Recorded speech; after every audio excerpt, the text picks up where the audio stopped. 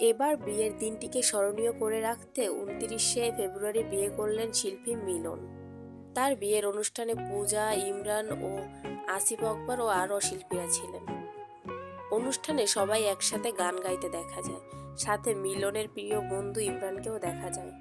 আমরা সবাই জানি ২৯শে ফেব্রুয়ারি ৪ বছর পরে একবার আসে।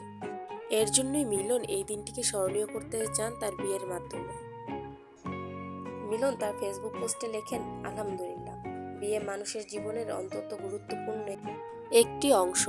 আল্লাহর অশেষ রহমতে আজ থেকে আমি ও আমার স্ত্রী মেহেরিমা দীপ্তি আমাদের নতুন অধ্যায় শুরু করলাম। সবাই আমাদের জন্য দোয়া করবেন।